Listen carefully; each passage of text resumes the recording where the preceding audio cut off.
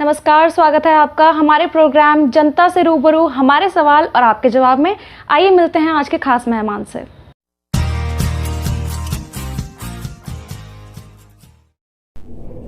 नमस्कार दोस्तों, मैं फहीम थानी स्वागत करता हूं आप सभी का आपके अपने कार्यक्रम बात आपकी में।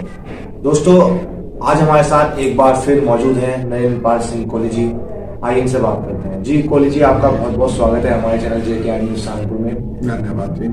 कोहली जी, मैं आपसे पूछना चाहता हूं, जैसे कि चुनाव आज 1 तारीख को थे, तो क्या वजह रही है जो चुनाव पोस्टपोन होकर 5 तारीख पहुंच गए?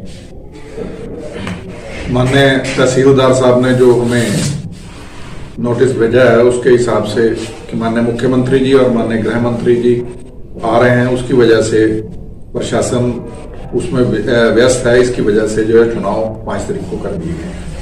कोहली जी, कल हमने देखा आप तहसील में कुछ आपत्तियां दायर कर रहे थे, तो वो आपत्तियां क्या थी, जरा उसके बारे में जनता को बताइए। हमारे जब इलेक्शन डिक्लेयर होते हैं तो मेंबरशिप को चंदे के लिए खोला जाता है। माननीय तहसीलदार महोदय के निर्देशानुसार चंदा जमा करने की तारीख दी गई थी, जिसमें लगभग 100-125 बंदे चंदा जमा करने से रह गए थे। उसके बावजूद सिर्फ मात्र 20 लोगों ने ही चंदा जमा करा पाए उस तिथि के अंदर। पर उसके अंदर क्या हुआ कि चंदा जमा कराने के बावजूद ना तो उन व्यक्तियों का नाम वोटर लिस्ट में आया, और जब वोटर लिस्ट में नाम नहीं आएगा तो वो 20 के 20 व्यक्ति चुनाव लड़ने से भी वंचित रह गए और वोट डालने से भी वो वंचित रह गए। आप ये बताओ कि उन 20 व्यक्तियों का क्या कसूर है कि उनको चुनाव लड़ने से वंचित कर दिया गया?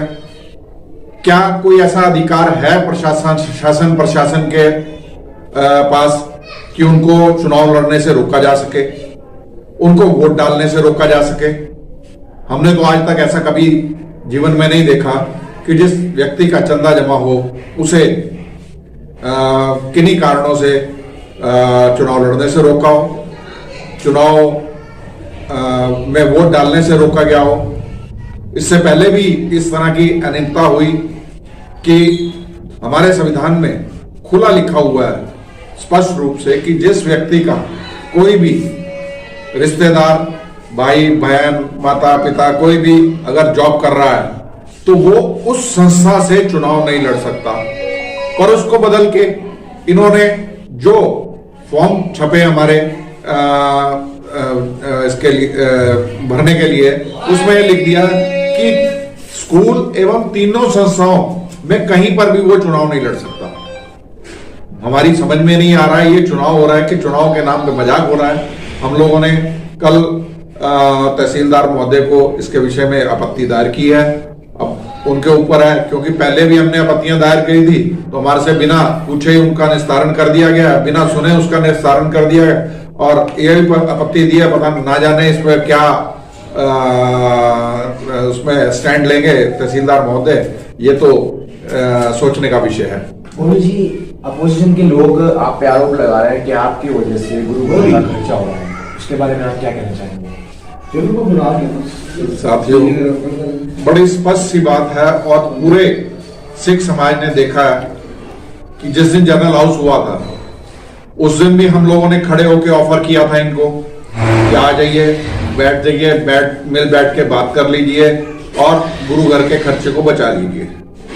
वो एक संस्था के मुखी ने, जबकि 2 ग्रुप तैयार थे बिल्कुल, एक संस्था के मुखी ने ये कह दिया कि हम तो इलेक्शन लड़ेंगे, हमें माफ करो। पता नहीं क्या कारण है, क्यों वो गुरु घर के पैसे का नुकसान करना चाह रहे हैं और आज हमारे ऊपर ब्लेम लगा रहे हैं कि हमारी वजह से पैसा खर्च हो रहा है। साथियों, बैठे खुद नहीं, अगर बैठ के चर्चा कर लेते, 5 मेंबरी कमेटी बना लेते, 11 मेंबरी कोई कमेटी बना लेते और बैठ के उसमें सारे मेंबरों का चुनाव हो जाता तो उसमें खर्चा बचता। हमने वो ऑफर करी और हमारे पे ब्लेम लगा रहे हैं उल्टा, और हमारे सिर्फ मात्र 5 मेंबर और बाई लॉज के नाम पे इन्होंने फॉर्म भरने से ही रोक दिया। जिन्होंने भरा उनके घर में जाके बैठ के मेरी झोली में फूल डाल दो कह के और उनको भी बिठा लिया। उसके बाद अगर 5 मेंबर खड़े हैं क्या इनकी नैतिकता नहीं है कि उन 5 मेंबरों को अंदर लेके एक गुरु घर का पैसा सारा का सारा बचा ले? हमारी वजह से कैसे खराब हो रहा है? संगत सोचने का विषय है। सारी संगत इस बात से जानती है इस बात को कि 5 मेंबरों की वजह से कैसे खर्च हो जाएगा।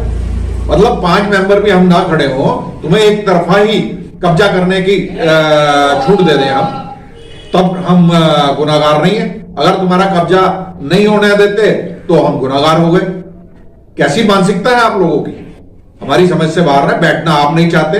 कल इन्होंने एक मैसेज भेजा मुझे कि संवाद करना चाहिए और संवाद के जरिए ही सारी समस्याओं का हल होता है। अरे हम तो पहले दिन से संवाद करने के लिए तैयार थे, जनरल हाउस में संवाद करने के लिए तैयार थे, पर आप खुद ही भाग जाते हो, खुद ही लोगों को गुमराह करने के लिए मैसेज डाल देते हो कि संवाद होना चाहिए। अरे संवाद कैसे होना चाहिए?